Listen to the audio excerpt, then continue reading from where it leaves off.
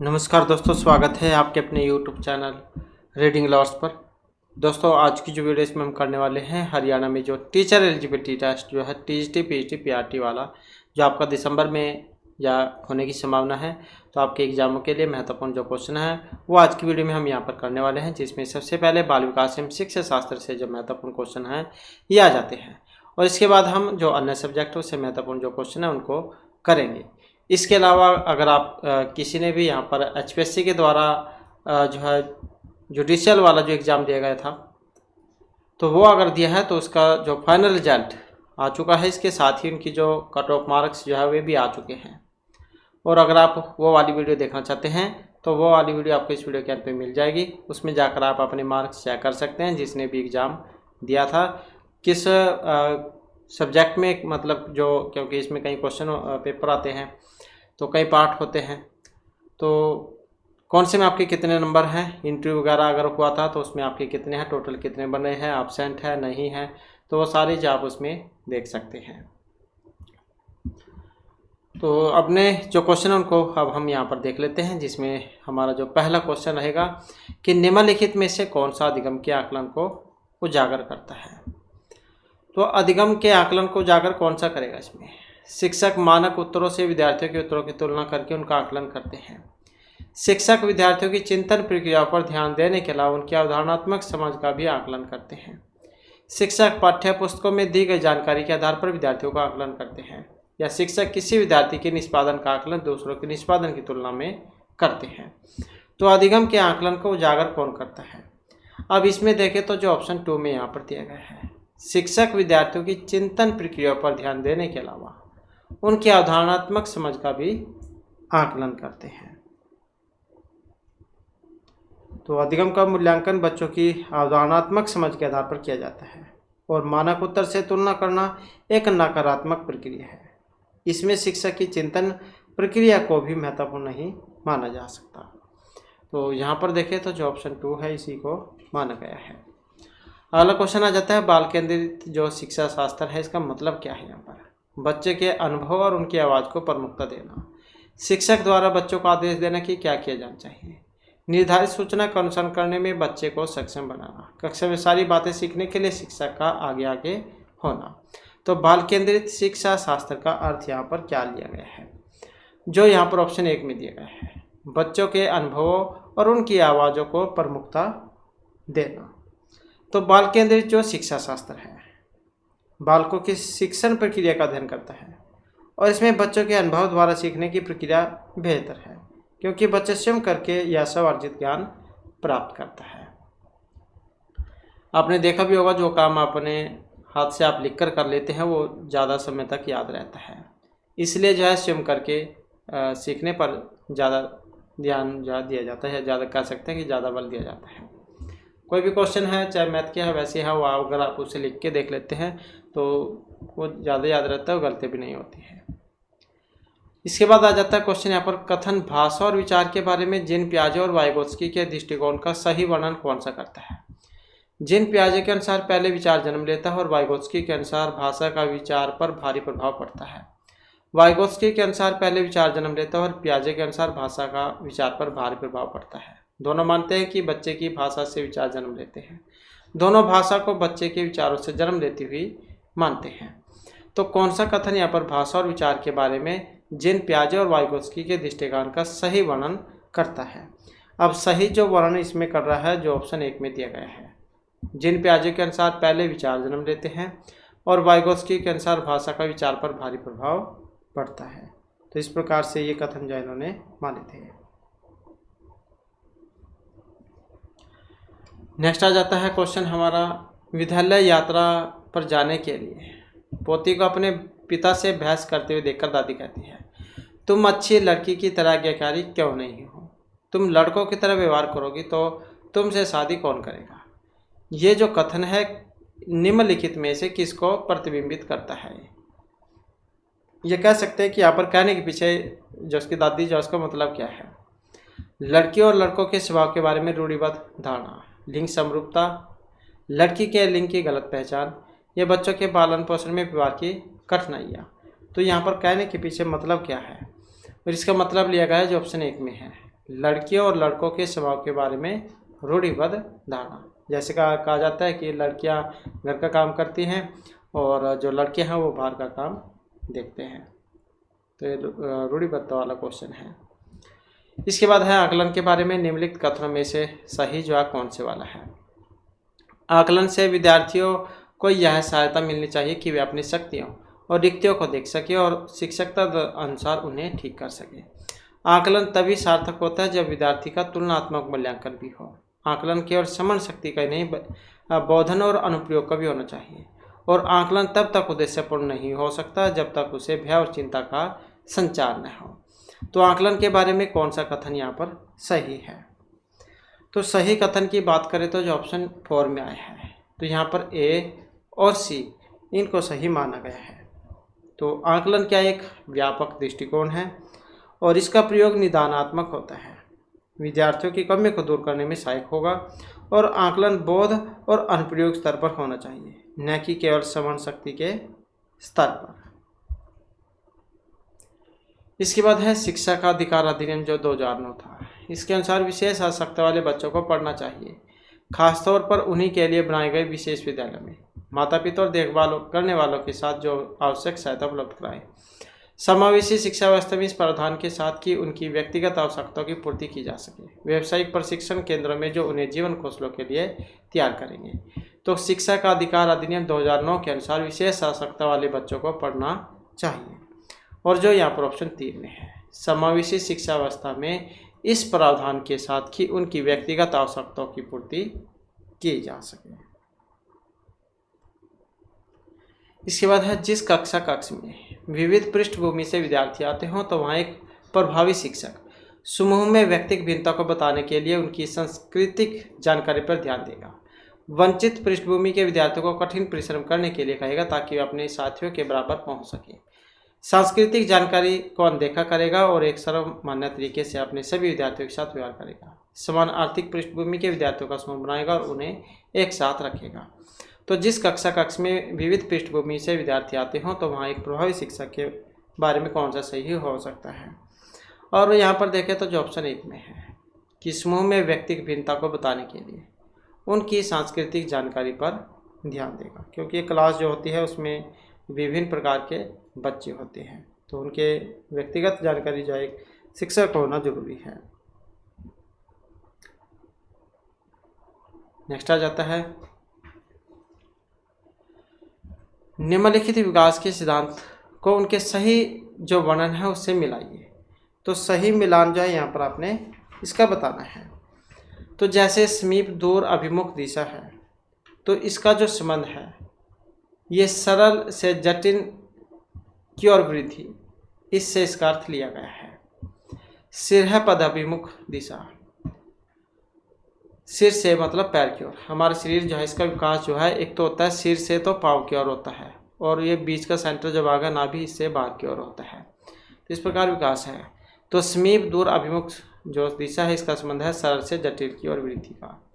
सिर पद अभिमुख दिशा, इसका जो संबंध है ये सिर से पैर का जो क्रम है इससे लिया गया है। अंतः व्यक्तिक भिन्नताएं, इसका जो संबंध है ये ऑप्शन सी में 1 से है, मतलब विभिन्न बच्चे भी भिन्न भिन्न दर से बढ़ते हैं। आपने देखा होगा कोई बच्चे छोटी आयु में ही ज़्यादा लंबे दिखाई देने लगते हैं, कुछ बड़े होने पर भी छोटे ही रह जाते हैं। सभी का सोचने विचारने का, खाना पीना, उठना बैठना, खेलना कूदना, सभी का जो तरीका अलग अलग होता है, सब में विकास भी वो अलग अलग होता है। अंतर व्यक्तिक भिन्नताएँ, तो इसका संबंध जो 3 से हो जाएगा, जो 1 बच गया है कि किसी अकेले बच्चे में विकास की दर विकास के एक क्षेत्र की अपेक्षा दूसरे में भिन्न हो सकती है। एक परिवार में 2 बच्चे हैं तो दोनों का काम करने का, सोचने विचारने का तरीका वो सब कुछ अलग हो सकता है। तो इस प्रकार से यहाँ पर जो 2 है इसको माना गया है। नेक्स्ट क्वेश्चन आ जाता है संज्ञान और संवेग, इनके बारे में निम्नलिखित कथनों में कौन सा सही है। संज्ञान और संवेग एक दूसरे से स्वतंत्र प्रक्रियाएं हैं। संज्ञान और संवेग परस्पर जुड़े हैं। संज्ञान संवेगों को प्रभावित करता है किंतु संवेग संज्ञान को प्रभावित नहीं करते। संवेग संज्ञान को प्रभावित करते हैं किंतु संज्ञान संवेगों को प्रभावित नहीं करते। तो संज्ञान और समयज्ञान के बारे में बताना है कौन सा वाला सही है यहाँ पर। तो इनके बारे में जो एक बात सही कही गई है ऑप्शन 2 वाली, संज्ञान और संवेग आपस में जुड़े हुए हैं और एक दूसरे को ये प्रभावित भी करते हैं। नेक्स्ट आ जाता है क्वेश्चन हमारा, विद्यार्थी शिक्षार्थी वाली एक समावेशी कक्षा में सहयोगी अधिगम और समावेशकों से सीखना सक्रिय रूप से निरुत्साहित किया जाना चाहिए और प्रतियोगिता को बढ़ावा देना चाहिए। केवल कभी कभी ही प्रयोग किया जाना चाहिए क्योंकि यह सहपाठियों से तुलना को बढ़ावा देता है। सक्रिय रूप से प्रोत्साहित किया जाना चाहिए जिससे समावेशकों की सक्रियता बढ़े। कार्यान्वित नहीं किया जाना चाहिए और विद्यार्थियों को क्षमताओं के अनुसार अलग अलग किया जाना चाहिए। तो विविध शिक्षार्थियों वाले एक समावेशी कक्षा में सहयोगी अधिगम और समावेशकों से सीखने के बारे में कौन सा सही हो सकता है। सही जाए यहाँ पर ऑप्शन 3 वाला है कि सक्रिय रूप से प्रोत्साहित किया जाना चाहिए जिससे कि समावेशकों की स्वीकार्यता बढ़े।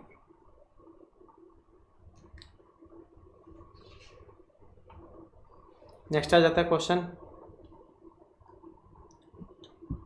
एक शिक्षिका अपनी कक्षा में विविधता को संबोधित कर सकती है भिन्नताओं को स्वीकार करके उसे महत्व देकर।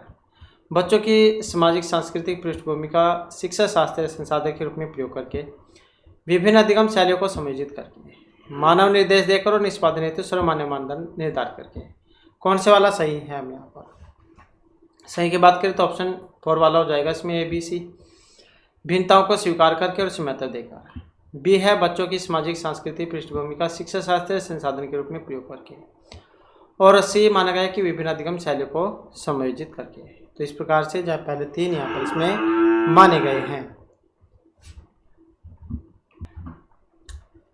इसके बाद जो नेक्स्ट क्वेश्चन आ जाता है कि कोई शिक्षक अपनी कक्षा में फर्नीचर की तीखी धार वाले किनारों को रुई से ढककर रखने को कहती है, छुओ तथा अनुभव करो वाले सूचना पट्टों पर उपयोग करने को कहती है।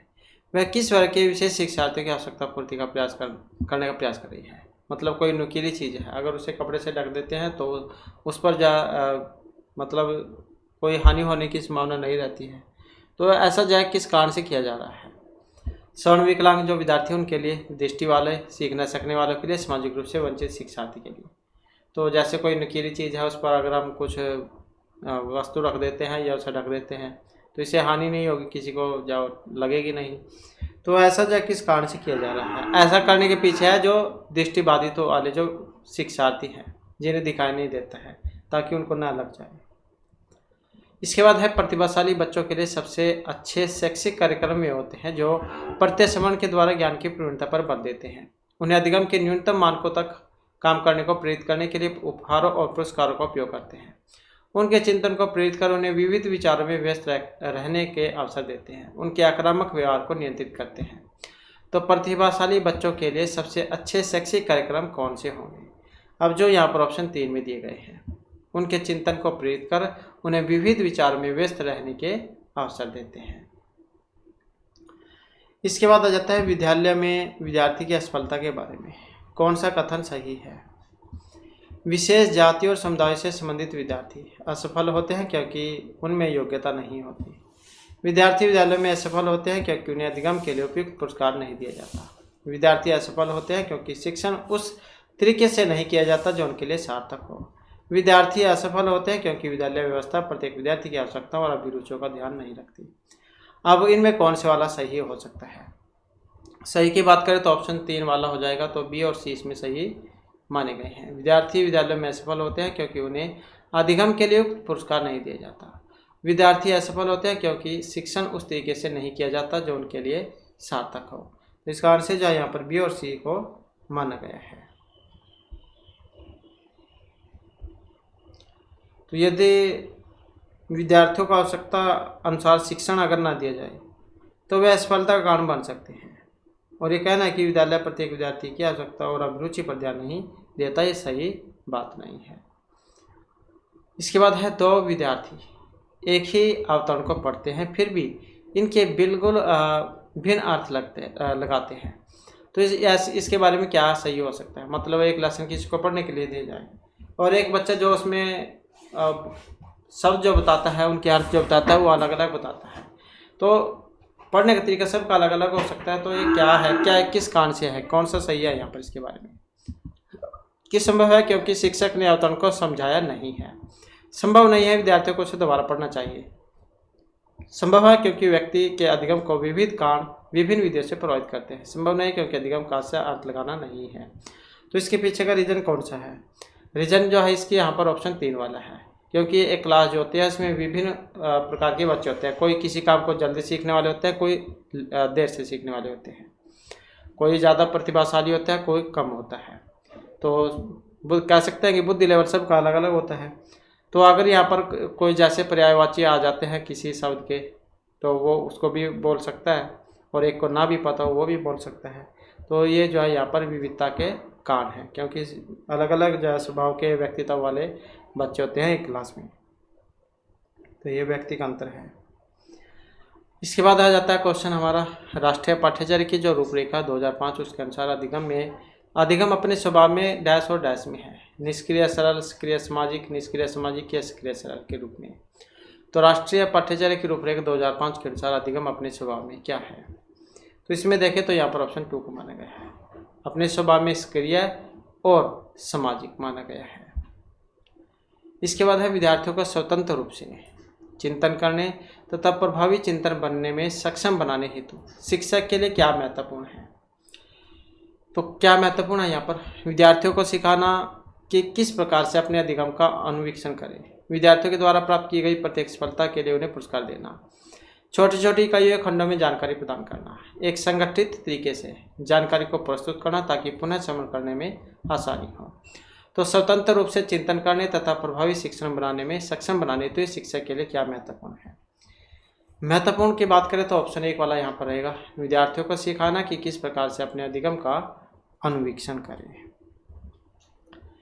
नेक्स्ट आ जाता है, यदि कोई शिक्षिका चाहे कि उसके विद्यार्थी समस्या समाधान कौशल प्राप्त कर ले तो विद्यार्थियों को ऐसे क्रियाकलापों में लगाना चाहिए जिनमें हो प्रत्यश्रवण, रचना और समझना, बहुविकल्पीय प्रश्नों वाले स्तरीकृत कार्यपत्र, ड्रिल और अभ्यास, पूछना, तर्क करना और निर्णय लेना। तो यदि कोई शिक्षिका चाहे कि उसके विद्यार्थी समस्या समाधान कौशल प्राप्त कर ले तो विद्यार्थियों को ऐसे क्रियाकलापों में लगाना चाहिए जिनमें क्या हो, जो यहाँ पर ऑप्शन 4 में है, पूछना, तर्क करना और निर्णय लेना। तर्क से उसकी अवधारणा क्षमता का विकास होता है, निर्णय लेना शिक्षा का कार्यात्मक रूप है, और इन सब से विद्यार्थी समस्या का समाधान करना सीख जाता है या कर सकता है। इसके बाद है, कक्षा तक पहुंचने वाले बच्चों की भोली अवधारणाओं को जानना शिक्षक के किसी उद्देश्य की पूर्ति नहीं करता, शिक्षक के हौसले को प्रस्त कर देता है क्योंकि इससे उसका कार्यभार बढ़ता है, शिक्षक के लिए अपने शिक्षण को अधिक सार्थक बनाने की योजना बनाने में सहायक होता है, शिक्षक की योजना और शिक्षण में रिकॉर्ड बनाता है। तो कक्षा तक पहुंचने वाले बच्चों की भोली अवधारणाओं को जानना, तो इसके बारे में देखें तो ऑप्शन 3 वाला सही आंसर रहेगा, शिक्षक के लिए अपने शिक्षण को अधिक सार्थक बनाने की योजना बनाने में सहायक होता है। इसके बाद आ जाता है, इनमें से कौन सा तत्व अधिगम को प्रभावित करता है? शिक्षार्थी का उत्प्रेरण, शिक्षार्थी की परिपक्वता, शिक्षण युक्तियाँ, शिक्षार्थी का शारीरिक और संवेगात्मक स्वास्थ्य है। तो अधिगम को कौन सा प्रभावित करता है? तो अधिगम को जो यहाँ पर प्रभावित करेगा इसमें कौन सा है? और जो ऑप्शन 2 में आया है, शिक्षार्थी का उत्प्रेरण, परिपक्वता, शिक्षण की युक्तियाँ और इसके साथ ही शारीरिक और जो संवेगात्मक स्वास्थ्य है, ये सारे के सारे प्रभावित करते हैं। इसके बाद है सार्थक का अधिगम, वयस्क और अधिगम सक्षम साथियों का अनुकरण, उद्दीपक उत्तर के बीच युग्मन तथा साहचर्य, दी गई सूचनाओं का निष्क्रिय ग्रहण, निजी अनुभव से ज्ञान की संरचनाओं का सक्रिय निर्माण। तो सार्थक अधिगम का संबंध है, अब इसका जो संबंध है ऑप्शन 4 से है, निजी अनुभव से ज्ञान की संरचनाओं का सक्रिय निर्माण। नेक्स्ट आ जाता है, विद्यार्थियों के प्रभावशाली अधिगम के लिए निम्नलिखित में से कौन सा शिक्षक के प्रारंभिक कार्यों में से एक नहीं है? विद्यार्थियों की उन धारणाओं को जानना जिन्हें लेकर वे कक्षा में आते हैं, विद्यार्थियों को उपदेशात्मक विधि से सूचना प्रदान करना, विद्यार्थी से उच्चतर स्तर के प्रश्नों के उत्तर की अपेक्षा करना, बच्चों से यह सिखाना कि वे अपने अधिगम प्रयासों को कैसे देख और सुधार कर सकते हैं। तो विद्यार्थियों के प्रभावशाली अधिगम के लिए इनमें से कौन सा शिक्षक के प्रारंभिक कार्यों में से एक नहीं है? अब प्रारंभिक कार्यों में से एक नहीं है कौन सा? ऑप्शन 2 वाला, विद्यार्थियों को उपदेशात्मक विधि से सूचना प्रदान करना। इसके बाद आ जाता है विकास के सिद्धांतों के बारे में। निम्नलिखित में से कौन सा कथन गलत है? विकास वंश, अनुगत्य और वातावरण के बीच सतत अन्योक्रिया से होता है। विकास परिपक्व और अधिगम पर आधारित होता है। प्रत्येक बच्चे विकास के चरणों से गुजरता है और फिर भी बच्चों में व्यक्तिगत भिन्नताएं बहुत होती है। विकास एक परिमाणात्मक प्रक्रिया जिसका ठीक ठीक मापन हो सकता है। तो विकास के सिद्धांत के बारे में कौन सा गलत है? अब एक गलत है यहाँ पर ऑप्शन 4 वाला, कि विकास एक परिमाणात्मक प्रक्रिया है और जिसका ठीक ठीक मापन हो सकता है।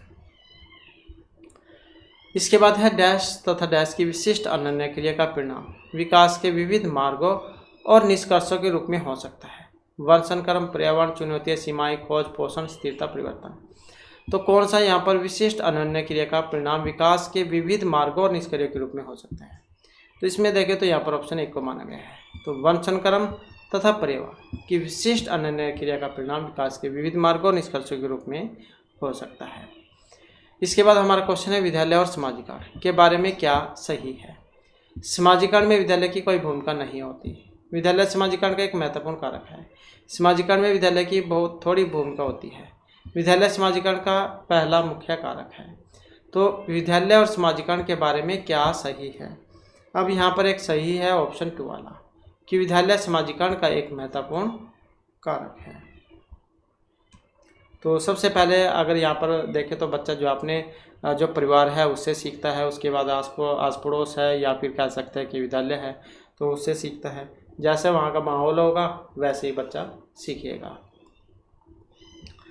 इसके बाद है जीन पियाजे का जो संज्ञानात्मक विकास का सिद्धांत है। क्वेश्चन ये भी बन जाता है कि जो एग्जाम में आता है, सिद्धांत जो आ जाते हैं एग्जाम में, तो इनका ये संज्ञानात्मक विकास का सिद्धांत है। इसके बारे में निम्नलिखित कथन में से कौन सा सही है? जीन पियाजे ने संज्ञानात्मक विकास के 5 स्पष्ट चरण प्रस्तावित किए हैं। पियाजे का तर्क है कि संज्ञानात्मक विकास चरणों में आगे बढ़ने की अपेक्षा निरंतर होता है। किसी चरण को छोड़ा नहीं जा सकता क्योंकि यह चरण स्थिर है। बच्चों की संस्कृति आधार के अनुसार इन चरणों का क्रम बदला जा सकता है। अब कौन से वाला सही है? यहाँ पर सही की बात करें ऑप्शन 2 वाला है। जीन पियाजे का तर्क है कि संज्ञानात्मक विकास चरणों में आगे बढ़ने की अपेक्षा निरंतर होता है। तो यही जहाँ यहाँ पर माना गया है।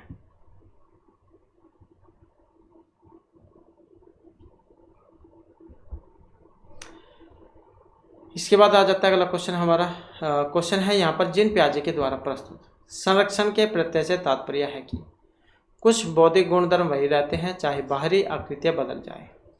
वन्य जीवन और वनों का संरक्षण बहुत महत्वपूर्ण है। परिकल्पना पर विधिवत परीक्षण से सही निष्कर्ष पर पहुंचा जा सकता है। दूसरों के परिदृश्यों को ध्यान में रखने एक महत्वपूर्ण संज्ञानात्मक क्षमता है। तो कौन से वाला सही यहाँ पर? जीन पियाजे के द्वारा प्रस्तुत संरक्षण के प्रत्यय से तात्पर्य है। और जो यहाँ पर ऑप्शन 1 में दिया गया है कि कुछ बौद्धिक गुणधर्म वही रहते हैं चाहे बाहरी आकृतियां बदल जाए।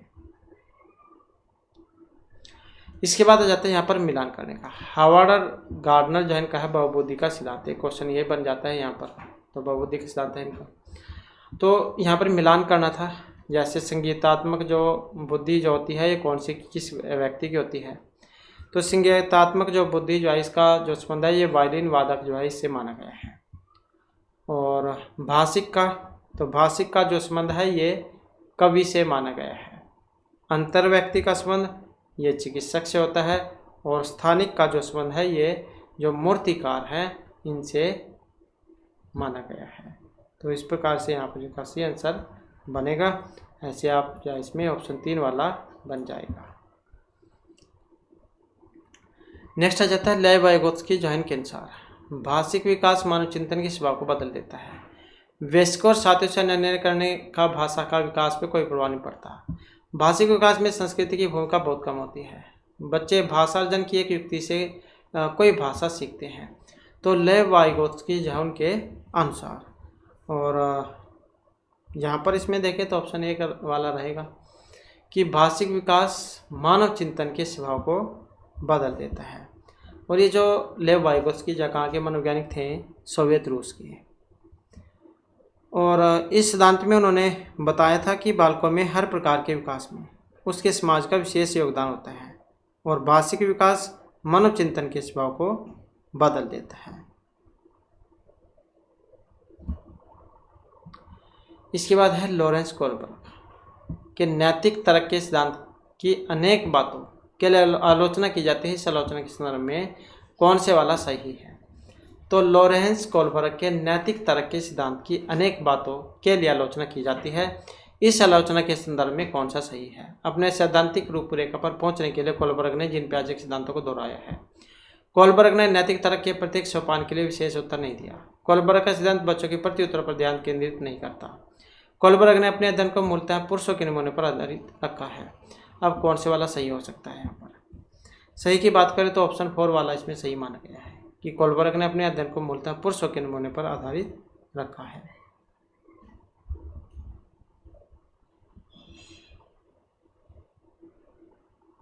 तो ये हमारे जो है यहाँ पर जो बाल विकास के जो है महत्वपूर्ण क्वेश्चन थे।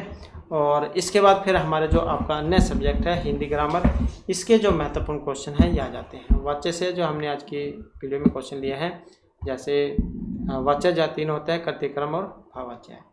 तो यहाँ पर आ जाता है हमारा सबसे पहला क्वेश्चन। तो क्वेश्चन है कि जब किसी वाक्य की क्रिया के लिंग, वचन और पुरुष कर्ता के लिंग, वचन और पुरुष के अनुसार हो तब वाक्य में कौन सा वाच्य होता है? तो कौन सा वाच्य यहाँ पर होगा? तो यही जो इसमें बताना है, कर्तृ-कर्म भाव या फिर ये सभी। तो कौन सा वाच्य यहाँ पर इसमें होगा? और इसमें जो ऑप्शन बी को माना गया है। तो कौन सा होगा? ये कर्तृवाच्य। जब किसी वाक्य की क्रिया कर्ता के अनुरूप परिवर्तित होगी तो कर्ता की प्रधानता होगी, कर्तृवाच्य कहेंगे उसे। कर्म की प्रधानता होने पर कर्मवाच्य और क्रिया की प्रधानता होने पर भाववाच्य होता है। तो कर्ता की प्रधानता होने पर कर्तृ, कर्म की प्रधानता होने पर कर्म और क्रिया की प्रधानता होने पर भाववाच्य है। इसके बाद है किस वाच्य में क्रियाएं सदैव एक वचन पुल्लिंग अन्य पुरुष में होंगी? एक वचन में पुल्लिंग और अन्य पुरुष में होती है। तो कौन सा वाच्य है? और ये वाच्य है यहाँ पर भाववाच्य।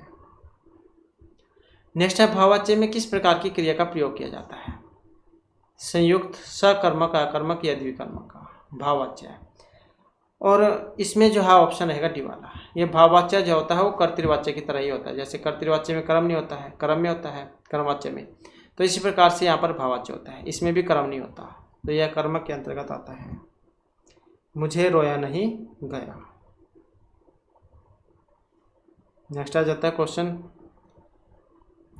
उससे 2 पत्तर लिखे जाएंगे। इस वाक्य का जो कर्तृवाच्य है वो बताना है। उससे 2 पत्तर लिखे जाएंगे। अब कर्तृवाच्य कौन सा है? वह 2 पत्तर लिखेगा, वह 2 पत्तर लिखता है, उसने 2 पत्तर लिखे, उसने 2 पत्तर लिखा। तो इसको जब हम कर्तृवाच्य में बनाएंगे, तो कर्तृवाच्य में जब हम इसे बनाएंगे तो ऑप्शन 1 वाला बनेगा, वह 2 पत्तर लिखेगा।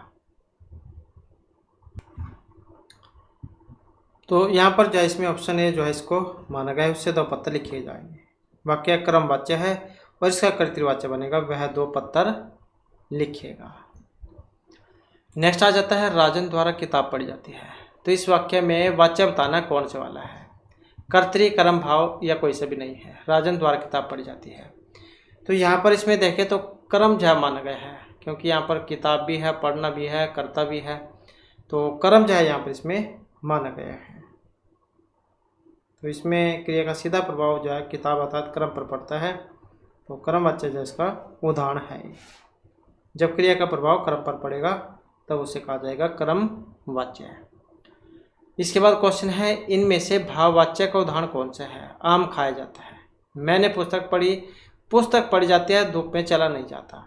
अब भाववाच्य बताना है, जैसे कि हमने पढ़ा था शुरू में कर्मक वाला। तो जो ऑप्शन डी में यहाँ पर आया है, धूप में चला नहीं जाता।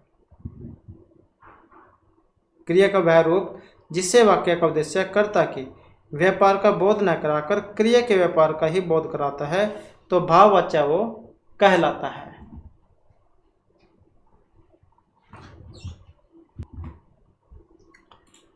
इसके बाद आ जाता है अगला क्वेश्चन यहाँ पर, कर्ता और कर्म यदि पर सर्ग युक्त हो तो ऐसा वाच्य क्या कहलाएगा? कर्म, कर्तृ, भाव या ये सभी।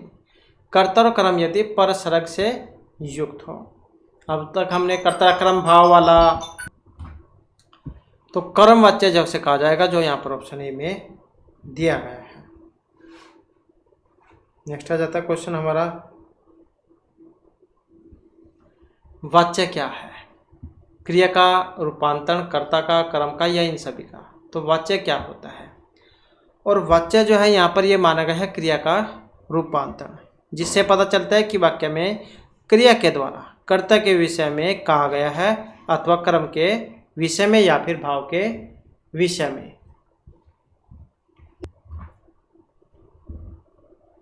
तो वाच्य जो है क्रिया के उस रूपांतरण को कहते हैं जिससे पता चलता है कि वाक्य में कर्ता के द्वारा कर्ता के विषय में, कर्म के विषय में या फिर भाव के बारे में कहा गया हो।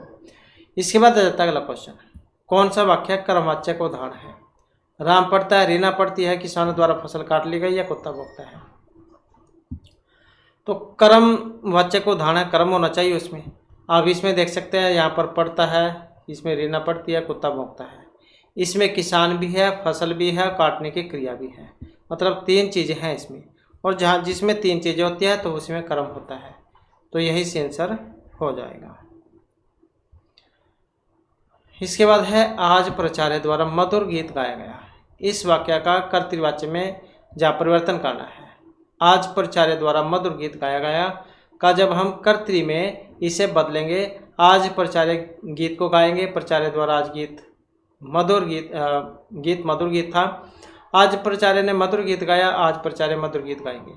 तो ये कर्म वाला है, जैसे कर्तृ में बदलना है।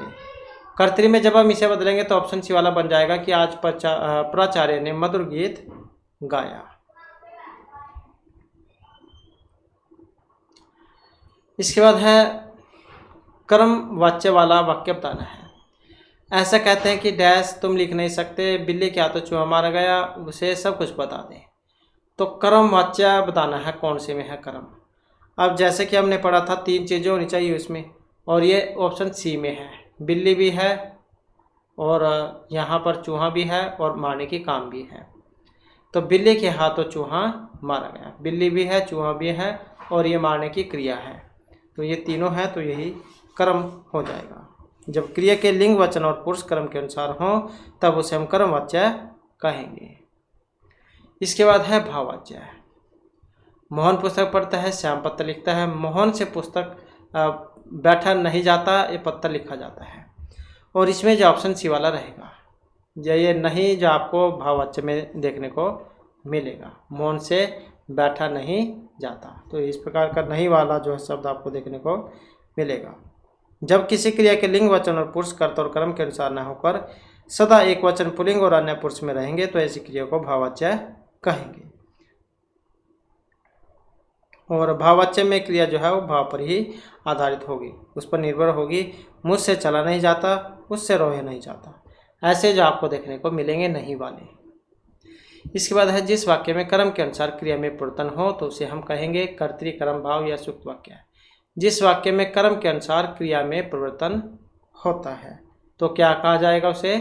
कर्म वाच्य। इसके बाद है भाव। अब भाव बताना है, अब आप एकदम से देखकर ही बता दोगे। दादाजी द्वारा अनिल को डांटा गया, तोते से उड़ा नहीं गया, अशोक ने आइसक्रीम खाई, चोर पकड़ा गया।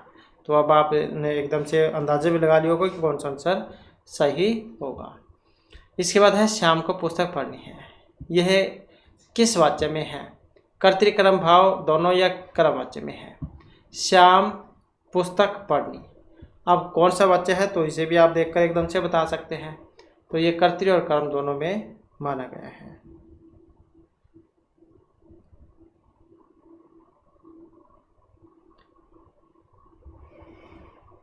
नेक्स्ट आ जाता है, निम्न में कर्मवाच्य का उदाहरण है। पत्थर लिखा जाता है, राम पुस्तक पढ़ता है, सीता पत्थर लिखती है, मुझसे बैठा नहीं जाता। कर्मवाच्य का उदाहरण है। अब कर्मवाच्य कौन सा है? तो जैसे पत्थर लिखता है तो कौन सा है? पत्थर भी है और लिखने का काम भी है। और राम पुस्तक पढ़ता है, सीता पत्थर लिखती है, मुझसे बैठा नहीं जाता। तो कर्मवाच्य का उदाहरण बताना था। और इसमें अगर हम देखें तो यहाँ पर ऑप्शन ए को माना गया है। तो पत्थर लिखा जाता है कर्मवाच्य, राम पुस्तक पढ़ता है कर्तृ, सीता पत्थर लिखती है कर्तृ, मुझसे बैठा नहीं जाता भाववाच्य नहीं है। इससे समझ गए होंगे आप। इसके बाद जिस वाक्य में कर्ता की प्रधानता होगी तो लिंग वचन पर्याय कर्ता के अनुसार होता है, तो वाक्य कर्तृ कर्म भाव या सरल वाक्य कौन सा है? तो जिस वाक्य में कर्ता की प्रधानता होगी, और इसमें जो हमारा आंसर बनेगा ऑप्शन बी वाला, तो कर्तृवाच्य उसे कहा जाएगा। तो जिस वाक्य में कर्ता की प्रधानता होगी और लिंग वचन पर्याय कर्ता के अनुसार होंगे तो कर्तृवाच्य उसे कहा जाएगा, जैसे कि ऊपर हमने पढ़े था, राम पुस्तक पढ़ता है। और जिस वाक्य में कर्म की प्रधानता होगी, लिंग वचन पर्याय कर्म के अनुसार होंगे तो या कर्मवाच्य कहलाएगा। पुस्तक राम के द्वारा पढ़ी जाती है। और जिस वाक्य में न कर्ता और न ही कर्म की प्रधानता हो तो उसे हम भाव के अंतर्गत रखेंगे, उससे लिखा नहीं जाता या मुझसे बैठा नहीं जाता। जैसे कि ऊपर वाक्य आया था, हमने पढ़ा था, ये राम आम खाता है, ये वाच्य है। कर्तृक्रम या भाववाच्य या उभयवाच्य है। राम आम खाता है। अब यहाँ पर जो इसमें माना गया है ये कर्तृवाच्य है। जब वाक्य की क्रिया में परिवर्तन वाक्य के अंतर्गत आए कर्ता या कर्म अथवा भाव के अनुसार होगा तो उसे हम वाच्य कहेंगे। अब ये जो है यहाँ पर जैसे आया है राम आम खाता है, तो इसमें एक कर्तृवाच्य है, क्योंकि इस वाक्य में राम जो है वो आम को खाने का काम कर रहा है। इसके बाद है कौन सा वाक्य कर्तृ है? कर्तृवाच्य कौन सा है इसमें? अध्यापक द्वारा विद्यार्थी को पढ़ाया गया। अध्यापक ने विद्यार्थी को पाठ पढ़ाया। अध्यापक ने विद्यार्थी को पाठ पढ़ाया। अध्यापक द्वारा विद्यार्थी से पाठ पढ़ा गया, तो कर्तृ है। अब कर्तृ कौन से में है? कर्तृ है ऑप्शन बी में, अध्यापक ने विद्यार्थियों को पाठ पढ़ाया। नेक्स्ट आ जाता है, इनमें भाववाच्य बताइए। तुम फूल तोड़ोगे, अब चला जाए, बच्चे खेल रहे हैं, पुस्तकें लिखी जाएंगी। अब भाववाच्य कौन सा है? नहीं भी दिया गया है इसमें। अब भाव बताना कौन से में है? भाव की बात करें तो ऑप्शन बी में है, अब चला जाए, जिसमें भाव की प्रधानता होगी तो उसे हम कहेंगे भाववाच्य, या फिर कर्मक कह सकते हैं जिसमें कर्म नहीं होगा। नेक्स्ट आ जाता है क्वेश्चन, निम्नलिखित में से भाववाच्य का उदाहरण है। बच्चा सो रहा है, मुझसे गाया नहीं जाता, राम द्वारा पुस्तक पढ़ी गई, मुझसे पत्र लिखा गया। तो भाववाच्य का उदाहरण है, अब कौन सा है इसमें? तो ऑप्शन बी वाला, मुझसे गाया नहीं जाता। इसके बाद है राम से पत्र लिखे गए। किस वाच्य का है? कर्तृक्रम या भाव का या फिर कर्तृक्रम का?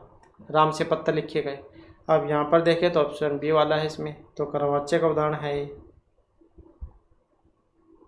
नेक्स्ट आ जाता है क्वेश्चन, विमला से दिन में नहीं सोया जाता। अब ये कौन सा वाक्य है?